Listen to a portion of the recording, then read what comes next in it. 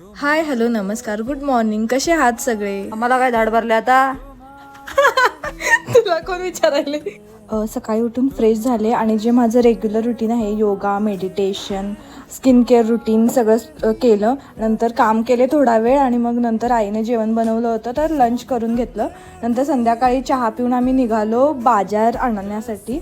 आईने मला आज जबरदस्तीने बाजारात घेऊन गेलं होतं. तर येता येता आमची शाळा, म्हणजे मी 1ली ते 4थी ह्या शाळेत शिकले होते.